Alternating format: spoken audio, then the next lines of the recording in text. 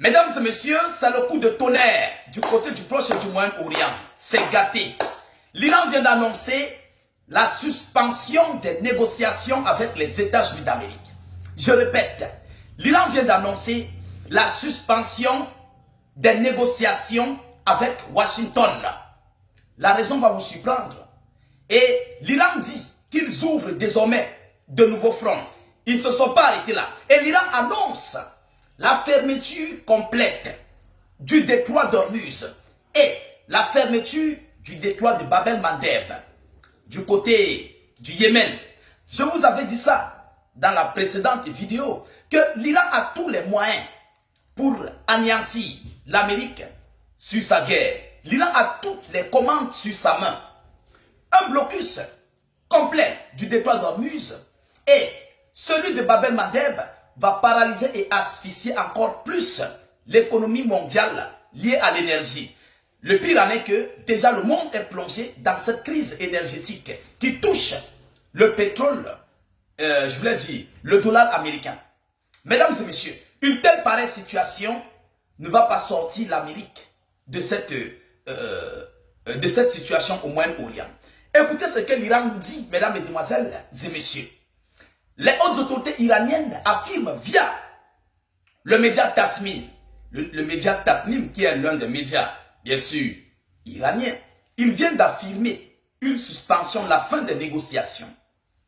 Pourquoi? Parce qu'en violation du cessez-le-feu et en balayant les multiples conditions iraniennes sur les négociations avec les États-Unis d'Amérique, qui a inclus dans son rapport ces points clés de négociation, la fin du conflit, le cessez-le-feu entre le Liban et Israël. L'un des points clés qui n'a pas été respecté, plus précisément par les États-Unis d'Amérique. Alors, l'Iran dit qu'eux aussi désormais passent à la vitesse supérieure. Mesdames, mesdemoiselles et messieurs, selon l'annonce, l'Iran suspend les négociations avec les États-Unis d'Amérique en raison de la poursuite de l'offensive israélienne au Liban. Selon l'agence Tasnim, partagez-moi la vidéoconférence. Partagez massivement. On doit craquer l'algorithme. On doit retrouver notre situation habituelle, notre communauté habituelle, nos publications habituelles, nos informations habituelles et tout ce qui s'ensuit habituellement. Voilà. Vous comprenez notre visibilité et autres. Partagez la vidéoconférence dans tous les groupes. C'est le point de non-retour. Après la suspension des négociations, vous attendez quoi d'autre? Vous attendez quoi d'autre? L'Iran va repasser à la vitesse supérieure contre l'État hébreu d'Israël. Parce que c'est grâce à l'Iran que le Liban est dans cette situation. Donc, ne vous détrompez pas. Ne vous dérangez même pas. C'est grâce à l'Iran que le Liban est dans ça. Alors, mesdames et messieurs, ça vient juste de commencer. C'était la partie 1, 40 jours, la guerre de 40 jours. C'était la première partie. Le pire arrive. On nous dit quoi? Compte tenu de la poursuite des crimes du régime sioniste au Liban, et étant donné que le Liban faisait partie des conditions préalables du cessez-le-feu, l'équipe de négociation iranienne suspend les dialogues et l'échange de textes via un médiateur, un quelconque médiateur. Ils ont tout suspendu. Et c'est le Pakistan qui est le médiateur entre Washington et Téhéran. Donc le Pakistan a été mis de côté. L'Iran a suspendu les négociations. Vous comprenez? Avec les États-Unis d'Amérique, écrit l'agence de presse Tasnim. Donc même le négociateur pakistanais ne peut rien faire par rapport à ça. Et les Pakistanais savent. Et moi je le dis toujours, ils sont dans le coup. Et c'est maintenant que vous devez me comprendre. Mesdames et messieurs, l'Amérique n'est pas dupe. Les Américains et Israéliens ne sont pas bêtes. Ils veulent perdre.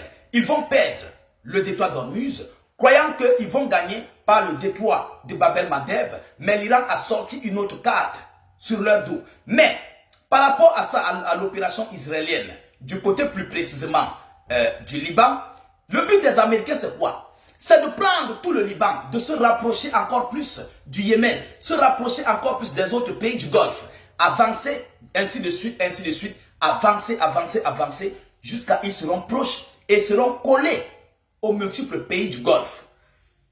Les Émirats, les pays des Émirats là, ils seront collés à eux d'ici quelques années. C'est ça le but américain. Donc tous ces pays du Golfe là, qui se disent être amis alliés à l'Amérique, vont regretter amèrement.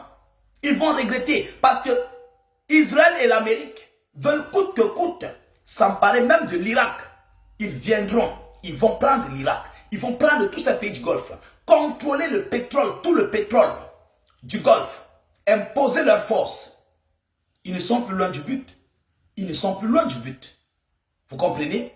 Alors, de plus, dans l'annonce iranienne, de plus, l'axe de la résistance et l'Iran ont décidé de bloquer complètement le détroit d'Ormuz et d'activer d'autres fronts, notamment le détroit de Babel Mandeb, afin de punir les sionistes et leur soutien, ajoute-t-elle.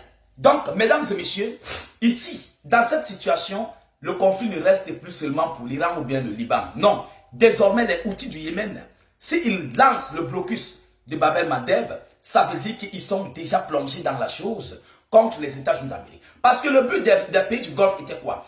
C'est de sortir, l'Arabie Saoudite était de sortir un pipeline de l'Est à l'Ouest de l'Arabie Saoudite qui va aussi avoir avec ses voisins du Golfe pour un ravitaillement du côté du marché international, passant par le détroit de Babel Mandeb.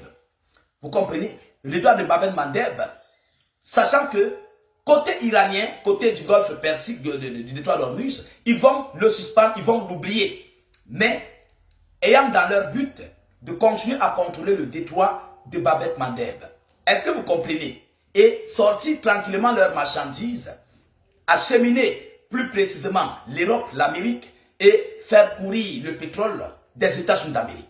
Vous comprenez? Le vendre paisiblement. Mais là, les Iraniens viennent de montrer que même le plan B là, ça serait difficile pour les autres pays du Golfe. Donc aujourd'hui, ça va pousser les pays du Golfe à réfléchir 3 fois comment faire de cette situation. Ça va leur pousser aujourd'hui à comprendre que la situation est en train d'aller du mal en pire. Tout ce qu'ils feront, ils seront toujours coincés au mur, ils seront dos au mur. Et par rapport à ça, si cette crise ne trouve pas des ententes, des négociations, je vous le dis sincèrement, la situation serait catastrophique, encore plus pire dans le monde, plus précisément sur le pétrodollar, qui ne cesse de chuter, qui ne cesse d'avoir des baisses, des inflations et tout ce qui s'ensuit, et l'Amérique serait totalement touchée. Dès lors que les réserves du brut international vont chuter, mesdames, mesdemoiselles et messieurs, ils auront besoin, plus précisément, de ces deux détroits-là. Ils auront besoin du Moyen-Orient. Et vous savez que le dollar américain repose sur la vente du pétrole. Ça repose sur la vente du pétrole. Et seuls les pays du Golfe ont de la bonne qualité. Du gaz, plus précisément le gaz et le pétrole brut, où ils prennent à bas prix et en grande quantité. Ce n'est pas qu'ils ne peuvent pas prendre au Venezuela ou bien non dans les autres pays, ils peuvent bien. Mais le pétrole iranien et ses voisins du Golfe sont c'est d'abord de bonne qualité et ils le prennent là-bas à bas prix. Du côté des Émirats, ils prennent le pétrole à bas prix. Donc, ça arrange les États-Unis d'Amérique, contrairement aux autres. La qualité du pétrole du Venezuela n'est pas la même qualité que les pays du Golfe, de l'Iran. Non, c'est le jour et la nuit. Ce n'est pas pour rien que les Américains partent là-bas. Pourtant, ils ont le contrôle du Venezuela. Mais pourquoi, posez-vous la question, pourquoi est-ce qu'ils ne prennent pas, ils n'achètent pas le pétrole au Venezuela? Pourquoi? Mesdames, Mesdemoiselles et Messieurs, alors ici, les Iraniens décident de passer à la vitesse supérieure. Nous attendons ce qui va se passer. Et ça, je vous précise, c'est l'étape A. Parce que l'avertissement, un autre avertissement viendra où l'Iran va dire, si Israël n'arrête pas ses frappes contre le Liban, les Iraniens ouvriront le feu. Ils ouvriront le feu sur Israël. Et je crois que ça va aller de mal en pire sur l'ensemble du territoire de l'État hébreu. Peut-être vous n'allez pas me croire, mais qui pouvait croire que les Iraniens pouvaient suspendre les négociations? Ils ont suspendu. Pourquoi? À cause d'Israël et le Liban. Et ils vont encore le faire. Lancer, riposter contre toute frappe israélienne, contre le Liban. Nous allons y arriver là. Et c'est où Netanyahou va comprendre que ça serait bientôt la fin de l'existence de l'État hébreu. Parce qu'ils ont encore la paix. Et seule une opération de grande ampleur de l'Iran peut changer la donne, changer la mathématique plus précisément sur le territoire israélien. Mesdames, Mesdemoiselles et Messieurs, voilà ici l'information que j'avais à vous relayer dans cette vidéoconférence. Partagez-la au maximum. Mettez-la partout à travers le monde. Sécurisez la vidéo avec un maximum de j'aime. N'hésitez pas à vous abonner pour ne plus rater la page de ceci. Ne plus perdre nos vidéoconférences. Je vous reviens tout à l'heure pour une prochaine série d'informations. Soyez encore salués une fois de plus. Ciao, ciao.